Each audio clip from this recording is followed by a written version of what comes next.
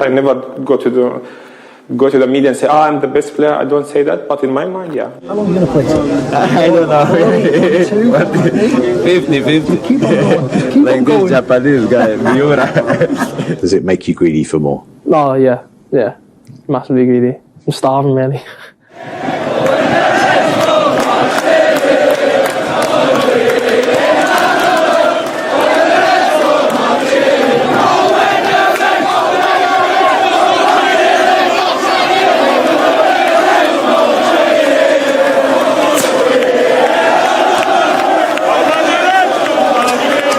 Obviously here today to see us hopefully take the title out, and then we're flying to Paris.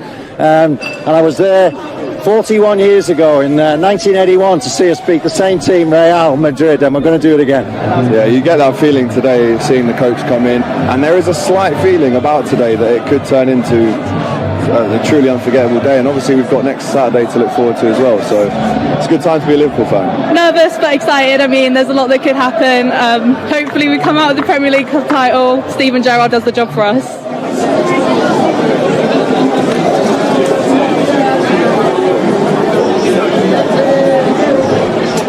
It's tough to explain what's happened today because we were initially very, very close to the title. We must to be proud of these fellas because they won. They did something unbelievable this season. To come so close, especially with Villa being 2-0 up as well, it had us thinking of glory again and maybe even being on for the quadruple, but it wasn't to be. Anything what we achieved this season and what we're doing and the way we play, it's anything thanks just to Klopp because he creates anything. He's our God, you know. I never thought I'd see another Bill Shankly, and I have. Simple as that. Yeah, he's a very, very special guy. We should be relishing every moment that we get to see him coach our club. And he's going to take us to Paris and bring the 7th European title home. Difficult, listen, it's Real Madrid, they've won 13. But when you see them wearing Por la 14 t-shirts, which means to the 14 now, it's a little bit of a motivation really for the Liverpool players, I would say. If I was Klopp, take a picture of that, put it up in the changes and say that's what you've got to go and beat. We're off to Paris, we're going to support our team, we're going to turn Paris red like we do with every city we go to, and it's going to be another brilliant day for Liverpool.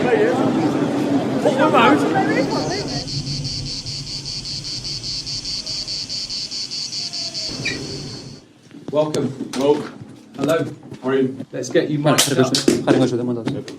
So looking into you, how does it look? Liverpool and Real Madrid, they are the aristocracy of football in Europe.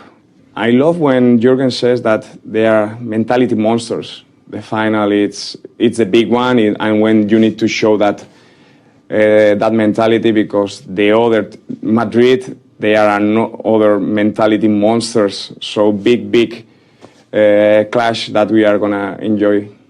I will feel for one not to get it, but whatever happens, Madrid they will win and Liverpool will win in the future, and we will see. It's Champions League final, so just enjoy it.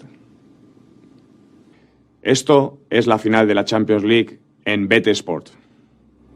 Love it. Do you remember any Scouse words from your time there? Pala. No. I don't want to. Thank you so much.